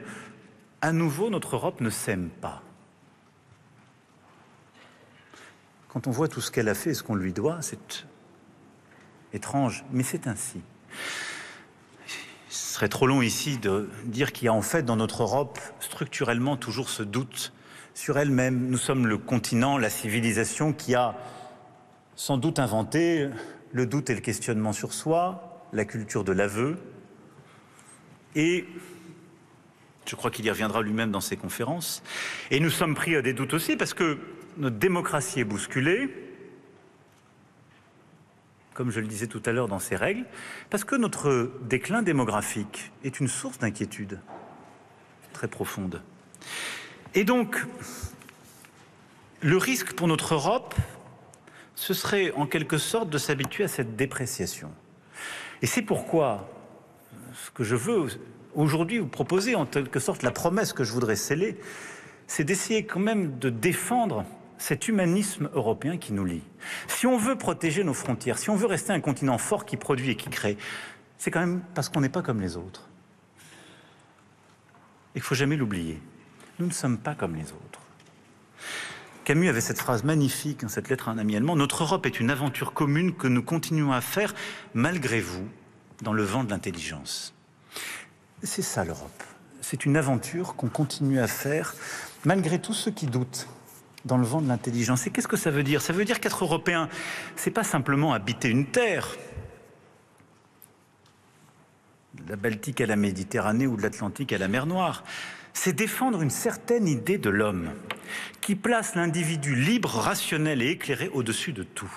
Et c'est de se dire que de Paris à Varsovie et de Lisbonne à Odessa, nous avons un rapport unique à la liberté et à la justice. Nous avons toujours fait le choix de mettre l'homme au sens générique au-dessus de tout. Et de la Renaissance aux Lumières jusqu'à la sortie des totalitarismes, c'est ça qui a constitué l'Europe. C'est le choix constamment réitéré et qui nous différencie des autres. Ça n'est pas un choix naïf qui consiste à déléguer nos vies à des grands acteurs industriels sous prétexte qu'ils sont très forts. Pas conforme avec le choix européen et l'humanisme européen. C'est un choix qui refuse de contrôler, de déléguer nos vies à des puissances de contrôle étatique qui ne respecteraient pas la liberté de l'individu rationnel. C'est une confiance dans l'individu libre doté de raison. C'est une confiance dans le savoir, la liberté, la culture. Et c'est une tension constante entre une tradition et des permanences et une modernité. C'est un déséquilibre être européen. Et c'est cela qu'il nous faut défendre.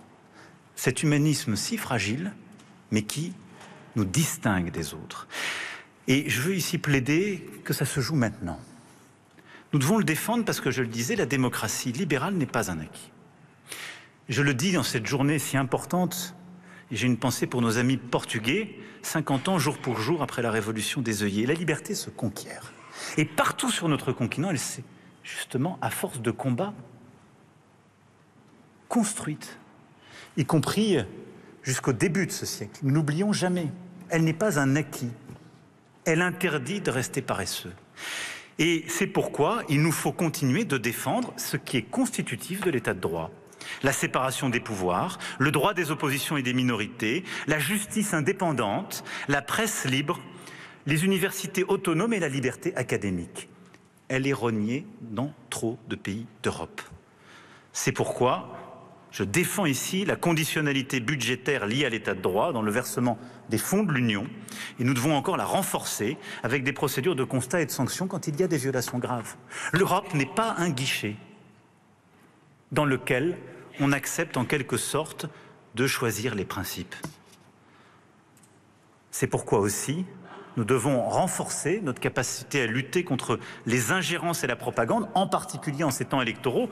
Nos amis tchèques l'ont vécu, nos amis belges l'ont dénoncé, mais nous avons aujourd'hui un retour sur notre sol, par des chaînes de télévision, par les réseaux sociaux, par l'utilisation d'une forme de naïveté de nos règles, qui étaient faites pour des acteurs qui respectaient en quelque sorte la civilité démocratique. Mais il y a un retour de la propagande, des fausses informations qui viennent bousculer nos démocraties libérales et prônent un autre modèle. Nous devons sur ce sujet lutter contre celle-ci, imposer la pleine transparence et surtout interdire ces contenus lorsqu'ils viennent déstabiliser des élections. Pour autant, il y a toutes les raisons d'être optimiste.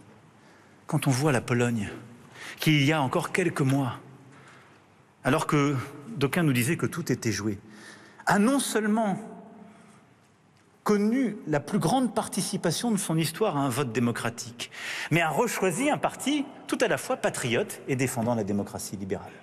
Et donc il nous faut porter ce combat de la démocratie libérale, de l'ouverture politique partout sur le sol européen.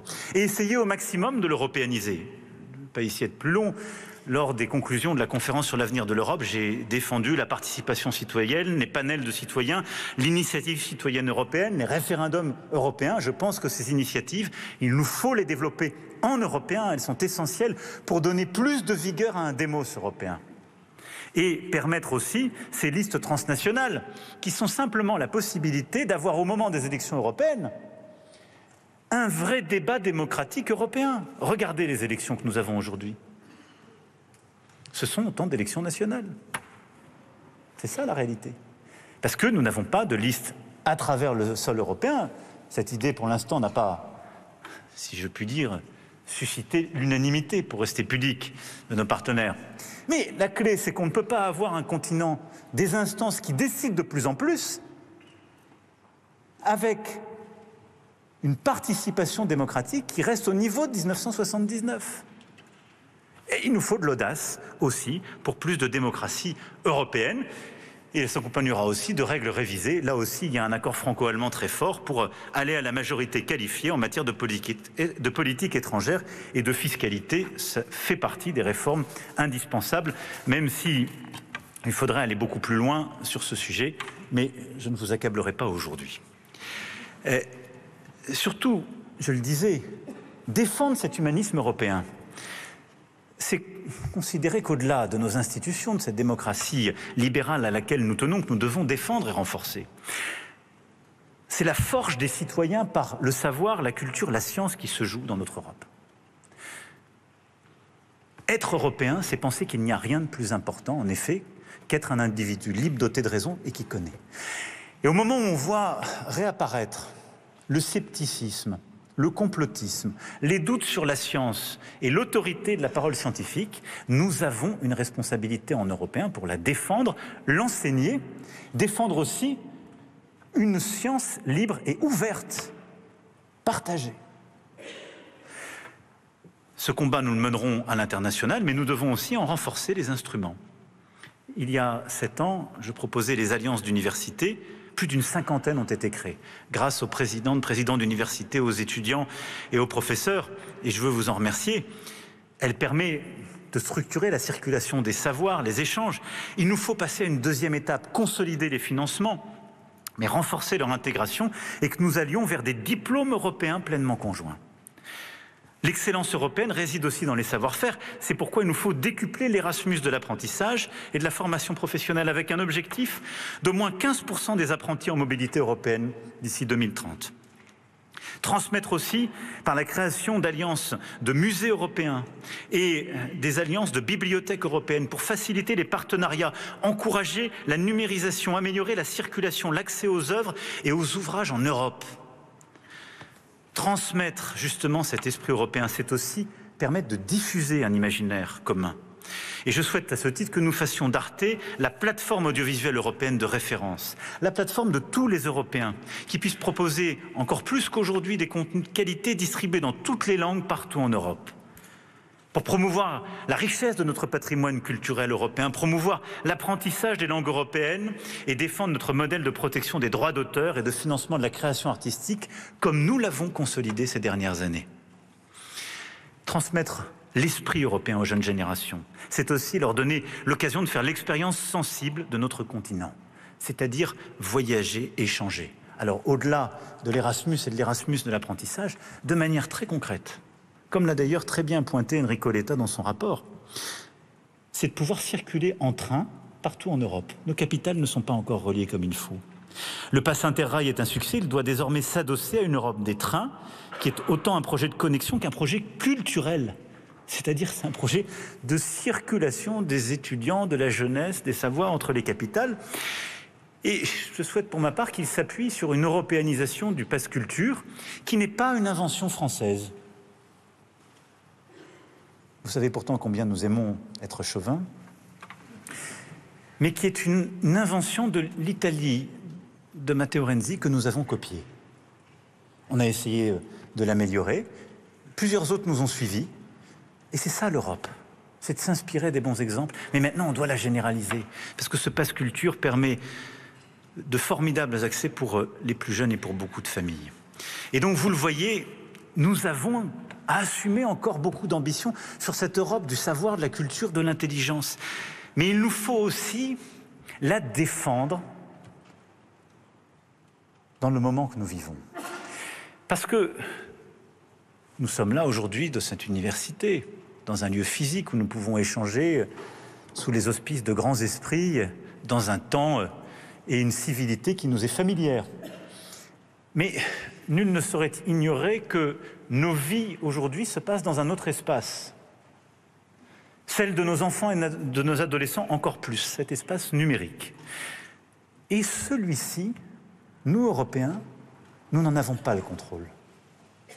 Et dans cet espace-là, d'abord nous ne produisons pas assez de contenu, c'est une partie de l'ambition que j'évoque là et que je défends, mais nous n'en déterminons même plus les règles. Et c'est un changement profond, anthropologique, civilisationnel. Quand aujourd'hui des enfants passent des heures devant des écrans, quand des adolescents s'ouvrent à la culture, à la vie intime, à la vie affective, par ces écrans et les contenus auxquels peuvent être exposés, quand le débat démocratique se structure dans cet espace-là, cet espace numérique que nous habitons et qui est au fond l'espace que nous habitons le plus dans notre temps de vie aujourd'hui, est-ce que nous sommes sérieux, nous Européens, de le déléguer à d'autres ? Non. Et à dessein, je vous dis que c'est un combat culturel et civilisationnel.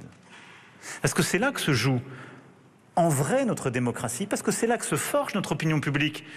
Une démocratie où le vote est libre, c'est formidable. Mais enfin, si ce vote est influencé, si les consciences sont déformées, si les choix sont transformés par les orientations faites par les uns ou les autres, quelle démocratie a-t-on ? Et donc, je vous le dis avec beaucoup de force, ce n'est pas un sujet technique, ce n'est pas un sujet de politique publique. La capacité à créer un ordre public démocratique numérique est une question de survie pour nous. C'est une question de survie pour justement défendre notre humanisme. Parce qu'aujourd'hui, vous avez au fond deux modèles qui s'imposent. Vous avez un modèle anglo-saxon qui, de fait, est celui qui choisit de déléguer cet espace de vie à des choix privés. On va évoluer, mais on fait confiance. Il y a ces grandes entreprises qui ont des réseaux sociaux, des plateformes. Elles ont des algorithmes. Tout ça semble très compliqué, mais nous, consommateurs, on aime bien. Ça semble efficace. Mais c'est un choix qui met le citoyen en situation d'infériorité par rapport au consommateur. Puis vous avez un autre choix, celui du contrôle, qui est de dire face à ce désordre, cette anomie, on contrôle. Reprise étatique. Celui de la Chine, mais aussi de plusieurs puissances autoritaires qui sont en train d'aller vers ce modèle. Le modèle humaniste, celui que l'Europe doit développer, et il ne peut exister qu'en européen, c'est un modèle qui crée un ordre démocratique, c'est-à-dire transparent, loyal, où nous débattons des règles et où nous les choisissons. C'est pourquoi je veux défendre une Europe de la majorité numérique à 15 ans. Avant 15 ans, il doit y avoir un contrôle parental sur l'accès à cet espace numérique. Parce que c'est un accès, si on n'en contrôle pas les contenus, qui est le fruit de tous les risques et des déformations d'esprit, qui justifie toutes les haines. Nous devons, comme on le fait pour nos enfants, je le dis avec beaucoup de bon sens, est-ce que quelqu'un envoie son enfant dans la jungle à 5 ans, 10 ans, 12 ans? Personne, je pense, de sensé. On le protège dans la famille, on l'accompagne jusqu'aux portes de l'école, puis du collège, et on le remet à des gens de confiance qui vont l'éduquer. On va ensuite organiser des activités quand on le peut pour qu'il puisse apprendre davantage et s'émanciper. Et aujourd'hui, plusieurs heures par jour, on ouvre la porte de la jungle. Et le même est la proie du cyberharcèlement. Le même peut être la proie de contenus pornographiques, de la pédocriminalité. C'est ça, cet espace. Parce qu'il n'est pas régulé. Et parce qu'il n'est pas modéré non plus. Voulez-vous que je vous dise combien chacune de ces plateformes, de ces réseaux, a de modérateurs en langue française? Même pas une dizaine pour certains. Donc nous devons reprendre le contrôle de la vie de nos enfants et de nos adolescents en européen et imposer la majorité numérique à 15 ans, pas avant. Et imposer aux plateformes la modération, la fermeture de certains sites. Et nous devons ensuite, beaucoup plus ardemment, reciviliser cet espace numérique.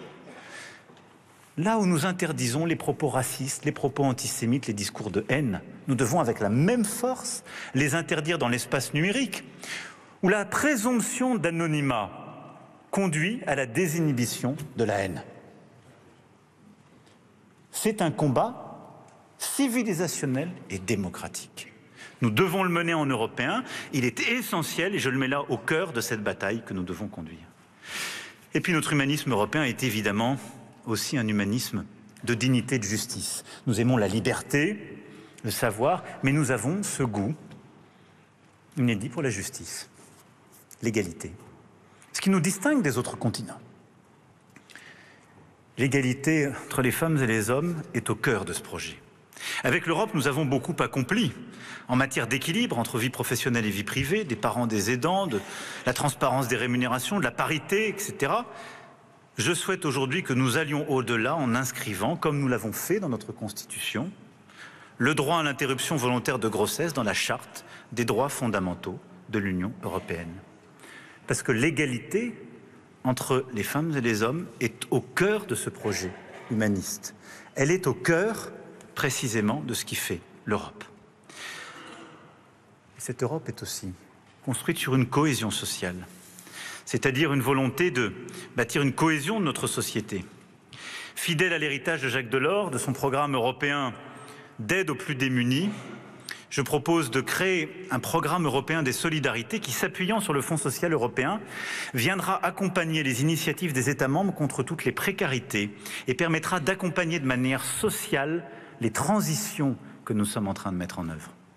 Et donc l'Europe doit aussi se doter d'instruments nouveaux pour accompagner les personnes et les territoires dans cette transition sociale.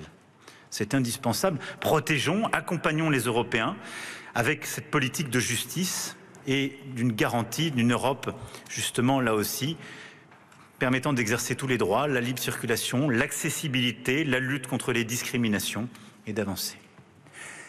Et quand on parle de justice, je ne mettrai pas ici le débat que je sens vivant sur la fiscalité des revenus. Parce que c'est un bon débat quand on voit l'accumulation des richesses dans la mondialisation que nous vivons. Mais ma conviction, c'est que ce n'est pas un débat que nous devons porter à l'échelle européenne. C'est un débat que nous devons porter à l'échelle internationale, comme nous l'avons fait sur la taxe minimale et comme la France a réussi à le porter. C'est pourquoi, avec le président Lula, nous avons, dans le G20, bâti cette alliance pour la taxation des très hauts revenus et que c'est dans le G20, à une échelle qui est celle de OCDE élargie, que nous devons mener ce combat existentiel. Au fond, cet humanisme européen, cette certaine idée de l'Europe dont parlait George Steiner, elle est faite de choses très sensibles. Cette idée de la liberté, de l'état de droit, cette volonté de préserver les savoirs, la culture, ce rapport à l'égalité que j'évoquais. Mais c'est en effet cette Europe des cafés, de nos capitales qui sont autant de palimpsestes, et c'est cette tension permanente que nous avons entre l'héritage à transmettre et la modernité qui bouscule. Et c'est pourquoi notre Europe est constamment prise dans cette tension, mais elle a son mot à y dire. Elle a son mot à y dire en continuant de défendre notre culture, sa transmission, comme je l'évoquais, en défendant la singularité, justement, de celle-ci, du dialogue entre ces universités, ces lieux de convivialité, ces cafés, mais en étant aussi ce bout de terre qui décide de protéger ces paysages. Et je crois que l'ambition que nous devons avoir et que nous avons commencé d'avoir pour nos forêts, nos mers et nos océans est à penser comme telle. Ce n'est pas une forme de lubie de moderniste désincarné qui voudrait mettre de l'écologie à tout va, parce que parfois j'entends la caricature. Non. Protéger nos forêts, protéger notre biodiversité, protéger nos mers et nos océans, c'est juste mesurer, nous, humanistes européens, que nous savons compter jusqu'à 3. La génération d'avant, celle d'après est la nôtre. Et que notre Europe est un trésor que nous avons reçu en héritage et que nous allons transmettre. Et que tout ce que je viens de dire ne peut pas se faire en supprimant des ressources naturelles qui ne sont pas remplaçables. Et c'est pourquoi l'ambition de biodiversité, l'ambition de protection de nos forêts, de nos océans et tout ce que nous aurons à développer dans les politiques à mener pour notre Europe, c'est une ambition qui est avant tout humaniste. Je le dis aussi parce que je ne fais pas partie de ceux qui pensent que la nature a des droits supérieurs à l'homme. Et c'est un humanisme européen qui, à mes yeux, assume de protéger la nature parce qu'elle fait partie de nos équilibres et de ce qui nous a été transmis. Mais de le faire en humaniste pour nous et nos enfants. Mesdames et messieurs, j'ai été trop long, j'en ai conscience. Mais il y aurait encore tant de choses à dire et je sais très bien qu'à l'issue de ces propos, d'aucuns me reprocheront de ne pas assez avoir parlé du continent africain, de notre voisinage, de réforme des traités, de la modernisation de ces derniers et de tout ce que je n'ai pas dit. L'Europe est une conversation qui ne se termine pas. Et c'est un projet d'ailleurs qui n'a pas de borne. D'un point de vue philosophique, civilisationnel, c'est vrai, n'oublions jamais que le rapt d'Europe se fait sur des terres qu'on prétend asiatiques par un dieu grec. Il y a une forme d'ambiguïté et c'est pour ça que ça ne se termine pas. Ici même, à la Sorbonne, Ernest Renan se demandait ce qu'était une nation. Et l'heure est venue pour l'Europe de se demander ce qu'elle compte devenir. À mes yeux, parler de l'Europe est toujours parler de la France. Mais vous l'avez compris, nous vivons un moment décisif. Notre Europe peut mourir, je vous le disais.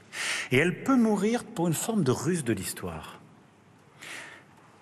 C'est qu'elle a fait énormément de choses ces dernières décennies. C'est qu'en quelque sorte, les idées européennes ont gagné le combat gramscien. C'est que tous les nationalismes à travers l'Europe n'osent plus dire qu'ils vont sortir de l'euro et de l'Europe. Mais ils nous ont tous habitués à un discours qui est le oui mais. Qui est dire j'empoche tout ce que l'Europe a fait, mais je le ferai plus simple. Mais je le ferai en ne respectant pas les règles. Mais je le ferai au fond en bafouant ses fondements. Au fond, il ne propose plus de sortir de l'immeuble ou de l'abattre. Il propose juste de ne plus avoir de règles de copropriété, de ne plus investir, de ne plus payer le loyer. Et il dit ça va marcher. Et le risque, c'est que tous les autres sont en train de devenir timides. En disant, les nationalistes, les anti-européens sont très forts partout dans nos pays, c'est normal. Il y a de la crainte, il y a de la colère dans les moments de choc que nous vivons. Précisément parce que nos compatriotes, partout en Europe, sentent que nous pouvons mourir ou disparaître. La réponse n'est pas dans la timidité, elle est dans l'audace. La réponse n'est pas dans le constat de dire ils sont en train de monter partout. Elle est dans se dire on a le choix. Cette année, les Britanniques vont choisir leur avenir. Les Américains vont choisir leur avenir. Le 9 juin, les Européens aussi. Mais le choix, c'est pas de faire comme on a toujours fait. C'est pas juste d'ajuster. C'est d'assumer, de porter des paradigmes nouveaux. Alors je sais bien, après Voltaire, c'est difficile d'être optimiste. C'est peut-être même pour certains une question de crédibilité. Je le suis. Mais c'est une forme d'optimisme de la volonté. Oui, je crois que nous pouvons reprendre le contrôle de nos vies, de notre destin, par la puissance, la prospérité et l'humanisme de notre Europe. Et au fond, au moment où les temps sont incertains, pour reprendre, sans bien la citer, ce que Hannah Arendt disait dans la condition de l'homme moderne, la meilleure manière de connaître l'avenir, quand les événements reviennent, quand l'imprévu est là, la meilleure manière de connaître l'avenir, c'est de faire des promesses que l'on tient. Eh bien, ce que je vous propose, c'est fort de notre lucidité, de nous faire ces quelques grandes promesses pour l'Europe de la décennie à venir et de nous battre ardemment pour les tenir. Alors, nous avons peut-être une chance de connaître l'avenir. En tout cas, nous nous serons battus pour choisir le nôtre. Vive l'Europe, vive la République et vive la France.